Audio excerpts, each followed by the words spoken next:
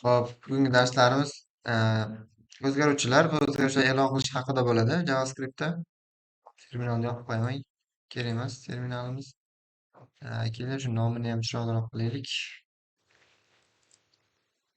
6-dars.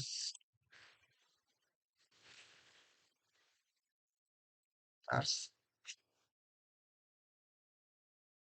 declaring deylik. Declaring JS. Bo'ldi. Bitta HTML fayl ochib qo'yaylik.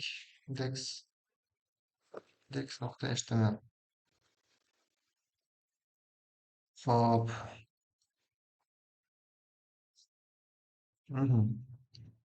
O'zgaruvchilar nima uchun kerak? O'zgaruvchilar bu ma'lumotlarni vaqtincha saqlab turish uchun kerak bo'ladigan dasturlash muhitidagi eng kerakli elementlar hisoblanadi. Misol uchun, juda ham katta bo'lgan ma'lumot bo'lgan bo'lishi mumkin. Har qanday ma'lumot bo'lishi mumkin yoki tekst bo'lishi ham mumkin. Misol uchun, let text teng qanaqadir yozuvlar bo'lishi mumkin. Juda ham katta bo'lishi mumkin. Lorem, misol uchun, ispum, lorsif, bir bala, unaqagan ko'p yozuvlar bo'lishi mumkin. Tasavvurda shu yozuvni qayerdadir ishlatmoqchisiz siz. Qayerdadir chaqirmoqchisiz yoki e, ko'rmoqchisiz. Har safar shu yozuvni o'zini yozib o'tirmaysiz, to'g'rimi? Uni qandaydir ma'lumotga o'girib olib, ya'ni yuklab olib, o'shani o'zini ishlatib ketaverish mumkin bo'ladi.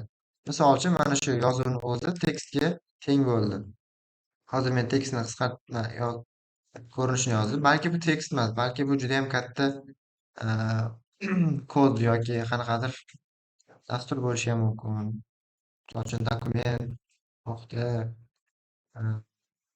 create element bo'lishi mumkin. Qanaqadir create element deylik. Create element, span bo'lishi mumkin. Har doim misol uchun mana shuni o'zini ko'tarib yurmasdan, uni qiymatini o'ziga olib olgan o'zgaruvchini ishlatib ketgan yaxshi bo'ladi. Kelinglar, misol uchun men kichkina o'zgartiruvchi yozib turaman hozircha, shunchaki let text, misol uchun Ahmad degan ism bo'lsin, buni text emas, name deymiz. Xo'p, ko'rib olamiz buni. Name'ni outputga chiqarib ko'ramiz. Outputga chiqarish yo'llari ko'p edi. Konsol bor edi, alert bor edi va buni brauzerga ulab chiqarishimiz kerak bo'lardi har safar. Keling, ba'zida biz terminaldan foydalanib ko'rishimiz ham mumkin. Bu narsa 100% talab etilmaydi, endi tavsiya ham etilmaydi unchalik, lekin vaqtni tejash uchun terminalda ham foydalanib ko'ramiz. JavaScript kodi terminalda ishlamaydi. Terminalda ishlash uchun uni terminalda ishlashga muhit yaratib beradigan runtime'ni yuklab olishimiz kerak. Bu Node.js hisoblanadi. Node.jsni siz mana bu nodejs.org downloadga kirib yuklab olishingiz mumkin.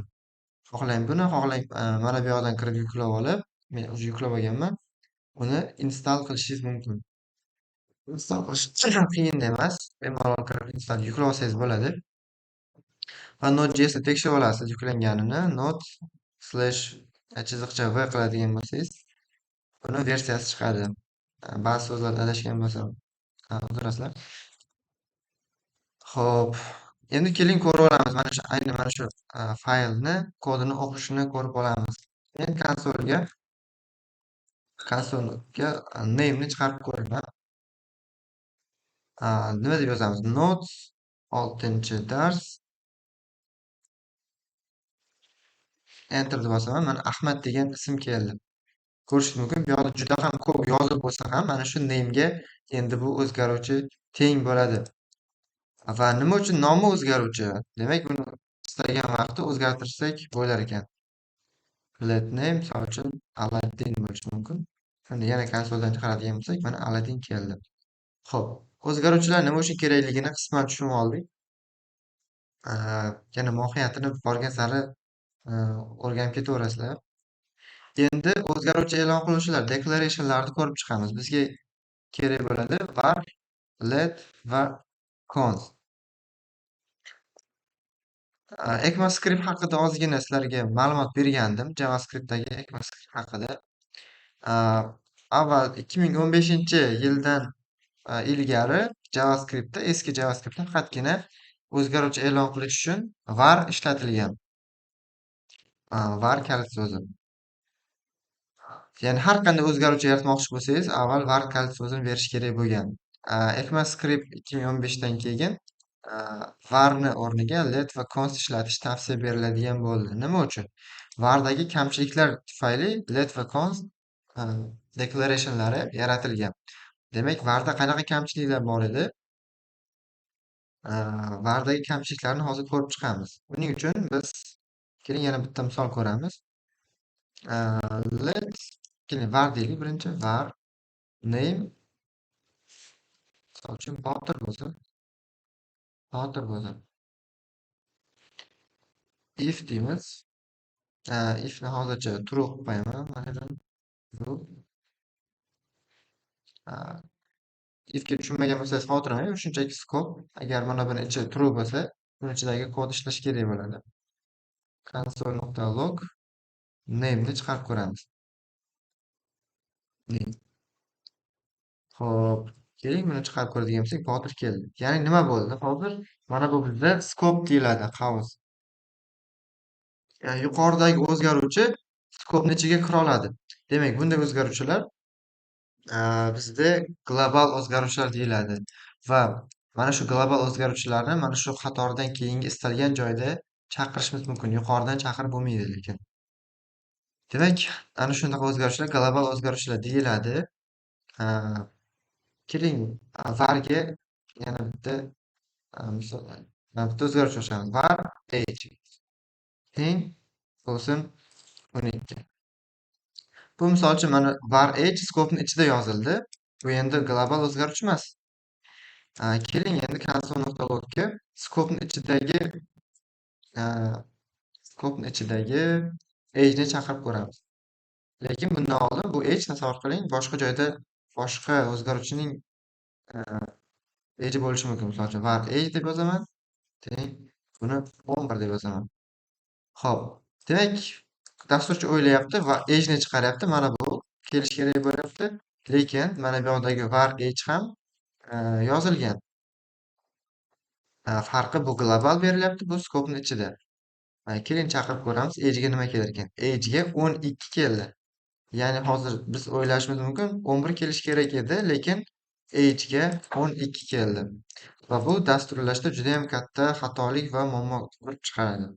Ya'ni skopni ichidagi o'zgaruvchi global o'zgaruvchiga ta'sir qilib ketyapti.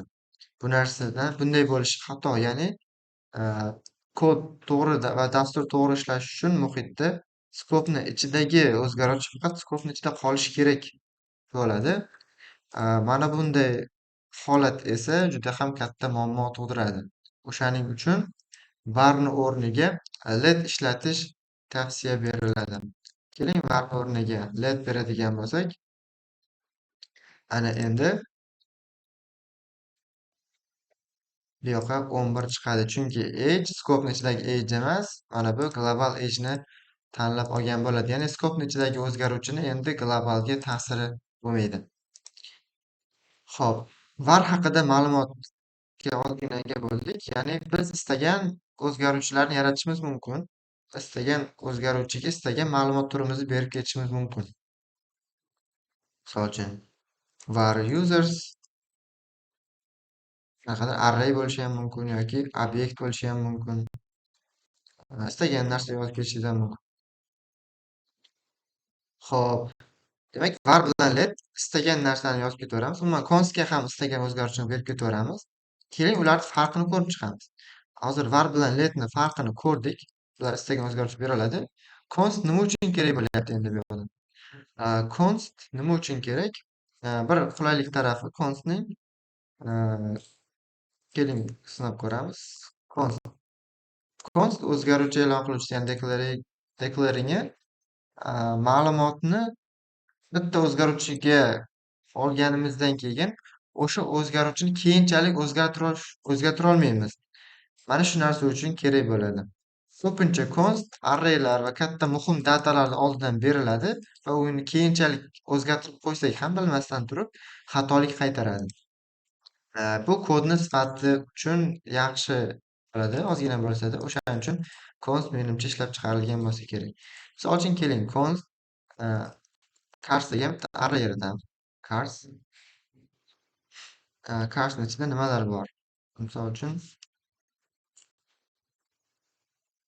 BMW bo'lishi mumkin. Yana nimalar bor?